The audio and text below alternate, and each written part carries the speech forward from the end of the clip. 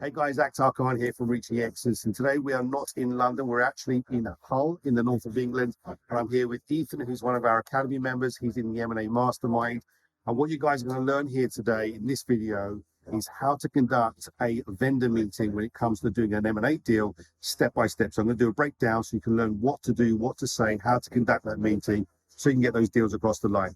So guys, you have to excuse the background noise. We're in a hotel bar, it's a little bit noisy. But we're going to give you some solid content, okay? So for those of you who don't know me, I've been an entrepreneur for 30 odd years. I've spent 20 years in property, and for the last 3 years, I have been building a portfolio of M&A businesses with my business partner, Elliot. My personal mission to help every man, everyone who wants to build wealth, to live the dream. And that's why Ethan's here with us, because that's exactly what you're doing. Is that right, buddy? That's exactly right, yeah. Okay, so we're going to find out a little bit more about Ethan in a minute. And the reason I wanted to produce this video and also get Ethan here, because I thought it was a beautiful opportunity to actually break this down, because one of the problems that people have is if you do not know what to do or how to conduct a meeting or what to say, you've got no framework, people go into meetings, they go all over the place, and you don't get the outcome that you want, okay? And I know this from bitter experience, because I've screwed up so many direct to vendor meetings, especially when I did property, and also with M&A deals. If you don't know what to do, what to say, and haven't got a framework, then you're kind of going in blind. I see so many people falling over.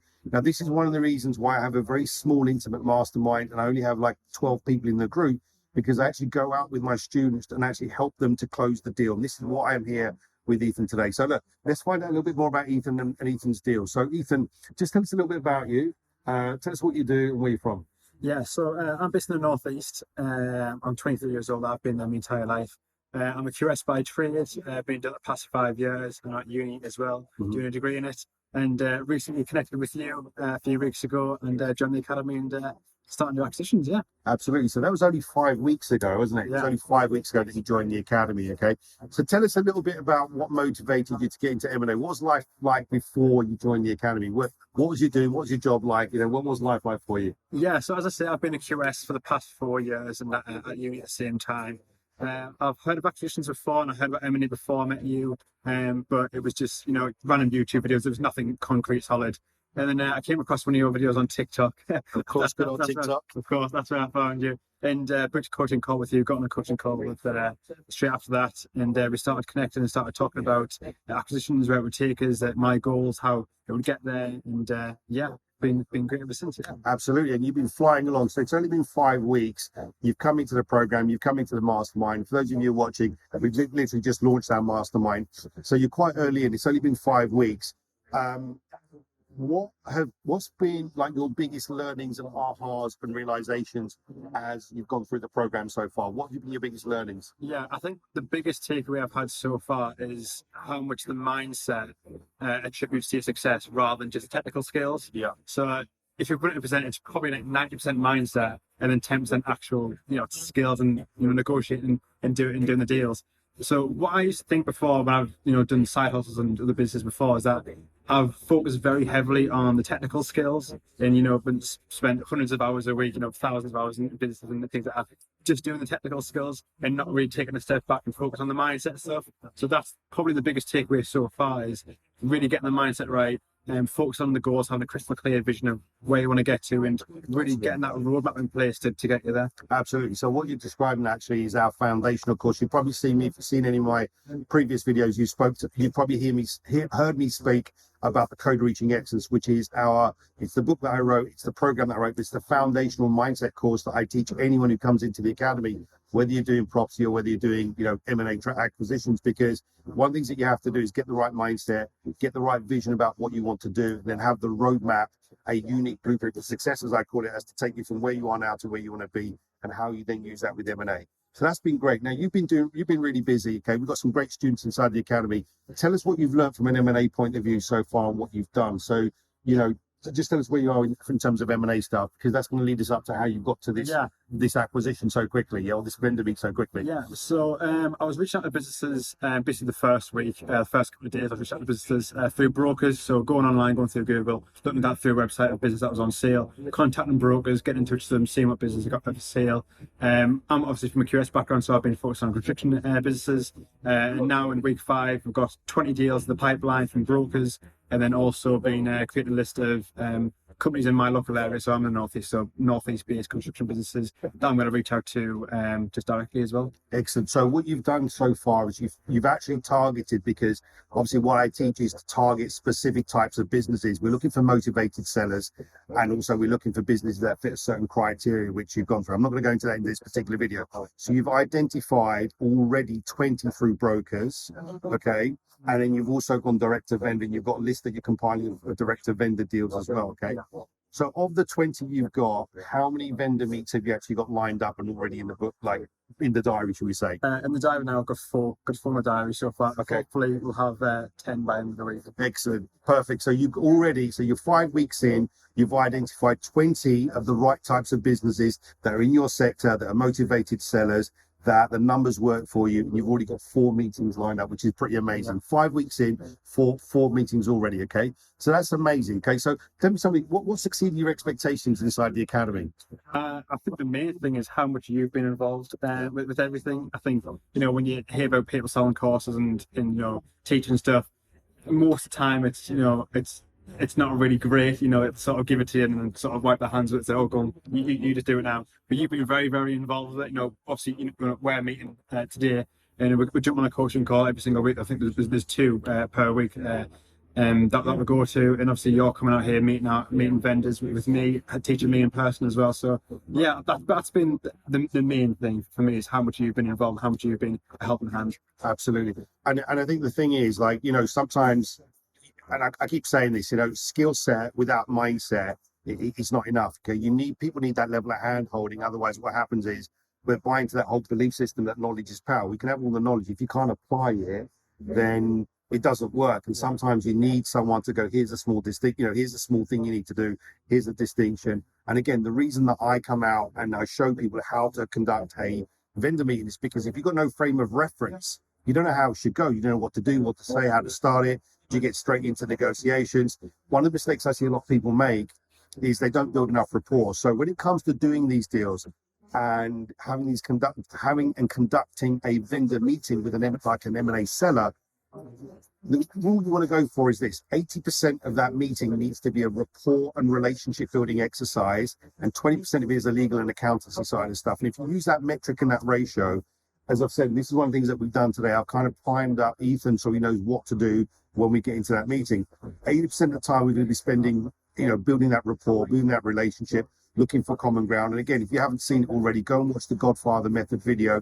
We'll put it around here somewhere, a link, so you can actually go and watch that, because that gives you a full breakdown of what we're going to do, what we're going to ask them, okay, how we're going to do things.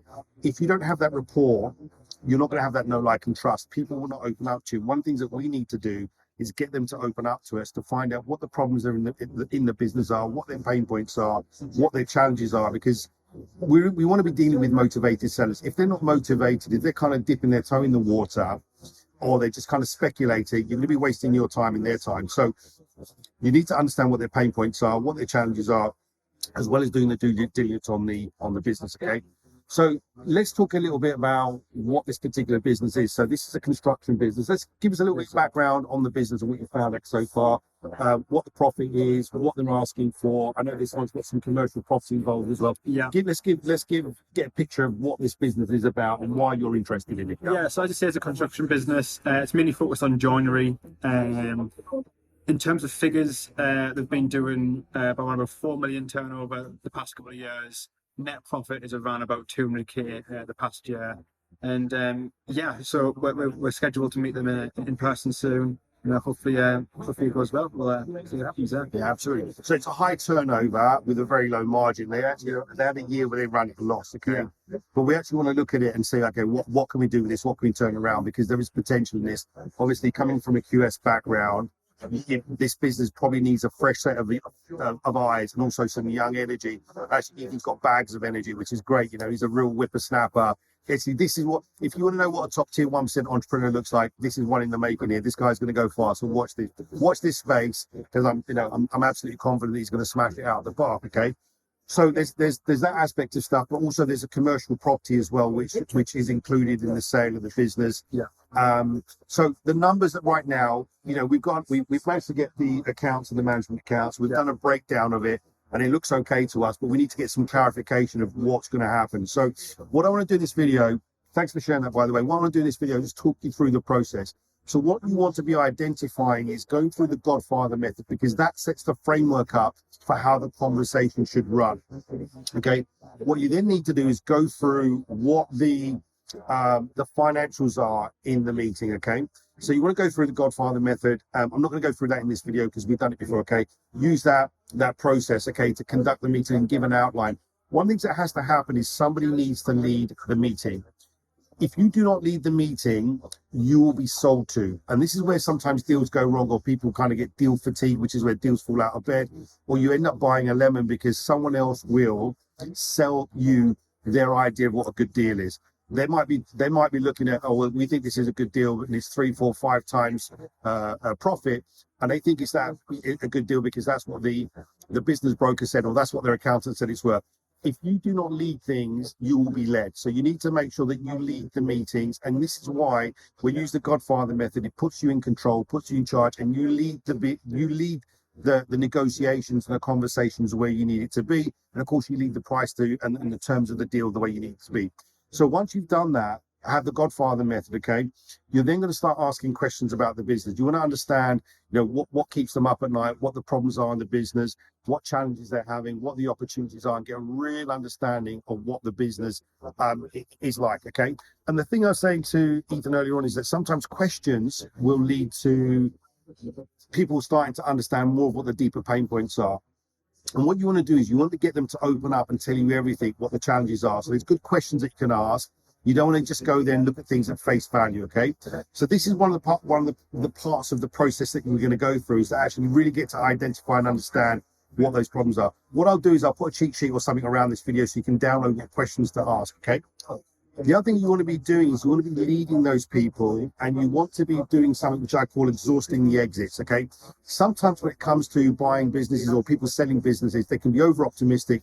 This can be because business brokers have overvalued, or sometimes they can be over optimistic and say, well, I think it's worth this. And you've got to ask them, you've got to challenge them on the valuation, okay?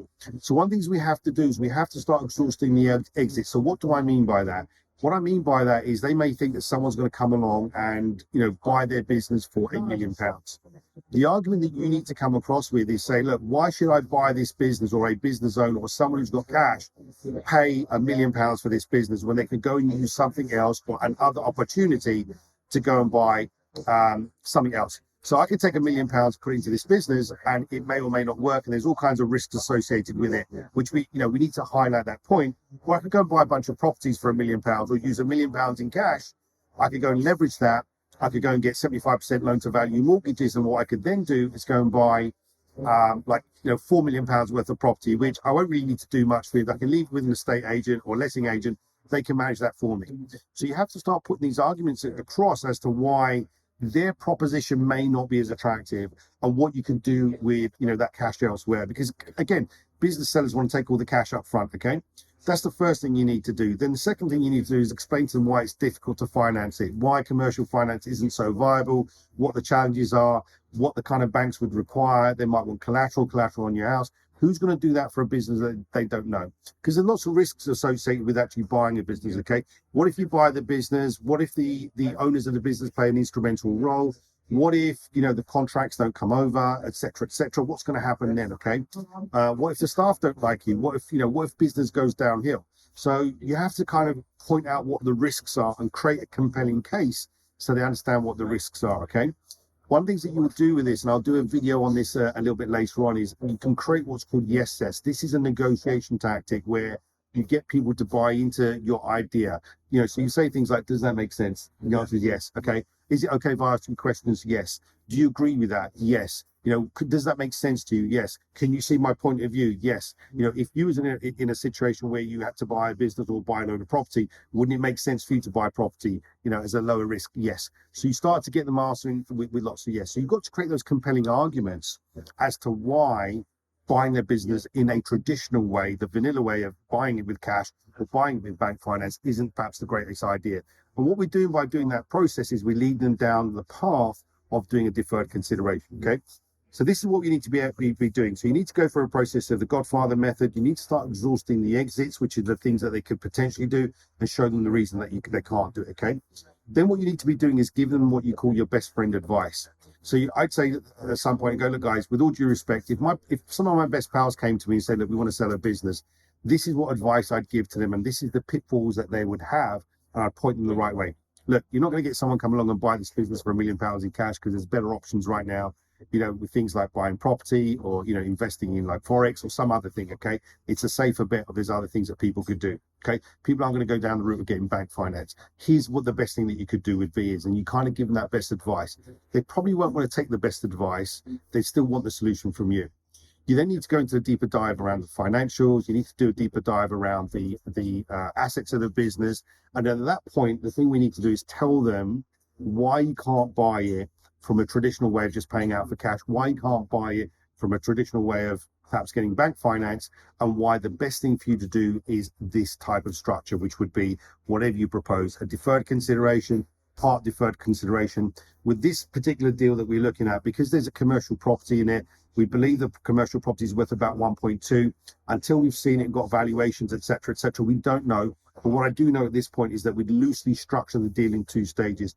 One would be the acquisition of the business, and the second would be the acquisition of the commercial property that's associated with it. So this is the kind of process you want to be going through, and this is how you want to structure those particular deals. Okay.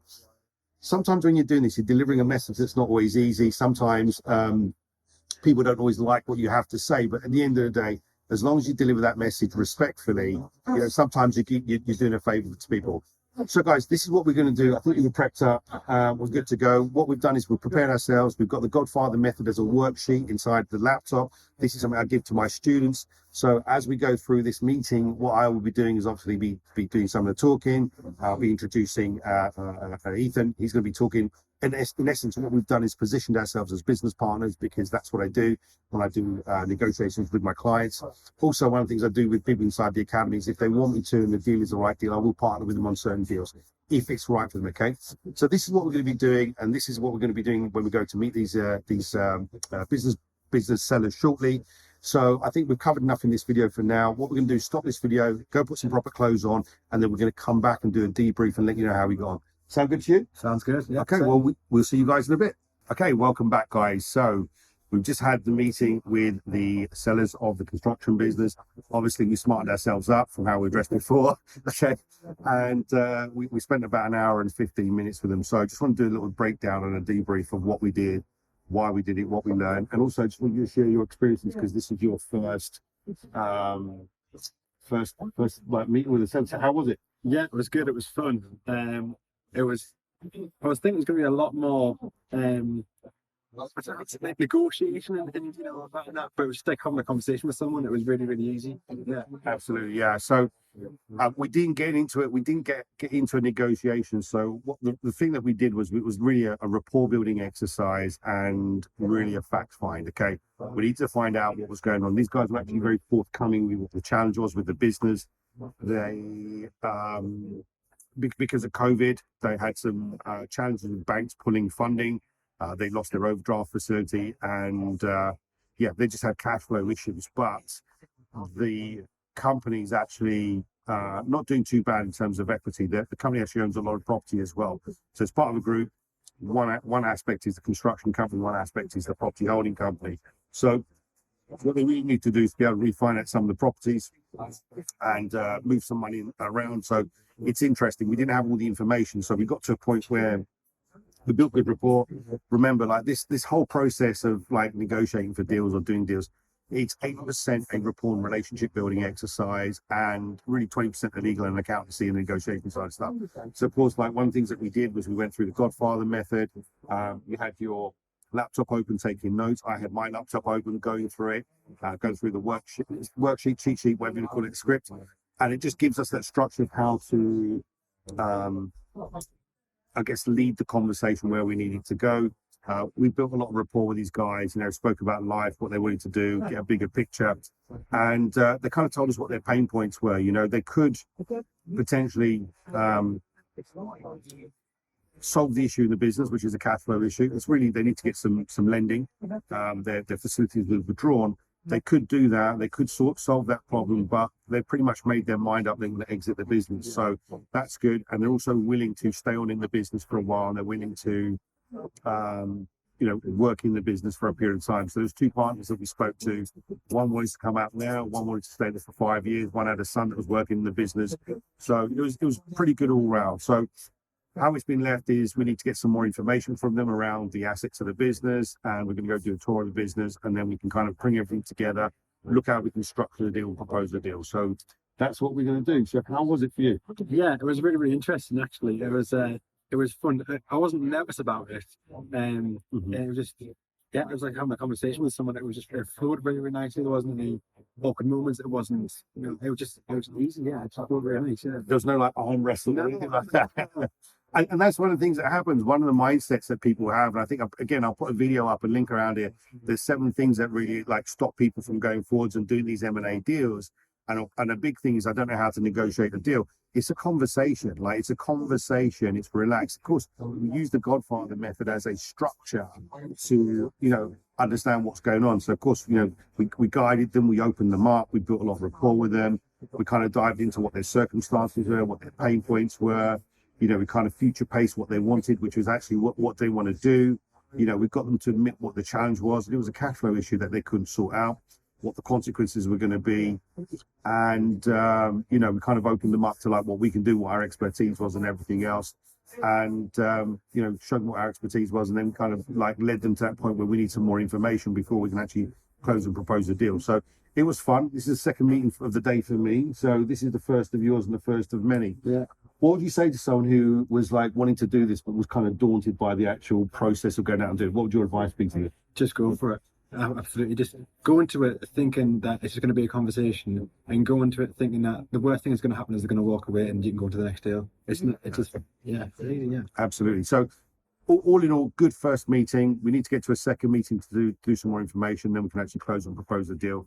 And the other thing with this deal, which was really good, was actually they have a broker that's dealing with this deal who is quite a new broker, and he's kind of inexperienced, but his fees are very, very sensible. We have had brokers that charge quite high amounts, and this was good. Sometimes a broker can scupper a deal. Also, the expectation of what the business is worth is very, very realistic as well. So all in all, it looks good. We're happy with, so far I'm happy with everything. There's nothing around this that looks like a red flag or anything else. But the most important thing is we got on really well with the guys. That was the most important part of it. They were really nice guys. We got on well. There was a nice rapport. We had a little bit of banter, a bit of fun and games as we were talking. So this is the kind of thing you want to do. Remember, sometimes the problem that people have when it comes to doing these deals is they focus so much on the numbers and the structure of the deal and the negotiation, they forget to actually relate. And in this particular acquisition, if we get this one across the line, we need them to be in the business for a while. And in fact, they both want to stay in the business and work, at least. So it's important to have that good working relationship. I think I may have mentioned this before. I've had so many conversations around M&A. I can't remember if I've mentioned it on a video or if I mentioned it to someone in the academy. But, last week I went out to a football match with the previous owner of one of my scaffolding companies. It was good to go and hang out with him and connect with him. But that's the kind of thing you would do. It's all about relationships. It's all about like connecting with people. So guys, there you have it. This is how you structure a deal. So you structure an M&A meeting from start to finish. So we're giving you the rundown. Hope you found this useful. Hopefully you can see, look, it's only been 5 weeks and this man's in it, and you've got you've done some amazing stuff. I think we mentioned the previous part of this video. You've got 20 leads, 20 deals sorted out. Actually, since we've been doing the second part of the video, you've got another meeting booked, right? Yeah. Okay, so this is the first one. How many more do you have? 4 more now, so I've got a total of 5. So, okay, so we got five vendor meetings lined up. You've targeted the businesses, you targeted the sellers to be motivated sellers. So this is 5 motivated seller deals that you've got lined up already. So you'll get one of these or a couple of these or maybe a few of them across the line. Absolutely. Okay, good stuff, guys. Look, we're going to wrap this video up. Hope you found this really useful and helpful. Go in the comment section below, like and subscribe, put your comments in there. If you want to learn how to go do this stuff, you might want to come and join our Facebook group. There'll be a link underneath. If you want to go and watch the masterclass, again, there'll be a link underneath. We can go and watch the masterclass on how to buy businesses. And unfortunately, I think our M&A mastermind is almost full now. So the doors are going to be closing in the next couple of days or whenever you see this. But go out there and do this stuff, guys. Honestly, this stuff is life changing. This can really help you to build wealth. as with all things, like sometimes it can be daunting when you do something for the first time, but you can learn this stuff, and you can learn it step by step. And you've been involved for 5 weeks now, haven't you? You've learned everything inside the academy. You've got 5 weeks, and you've got 5 vendor meets lined up. So if I can do it, proves that Ethan can do it. You guys can do it too. So go out there, build wealth with your dream, and we'll see you on the next video. Take care. Bye for now.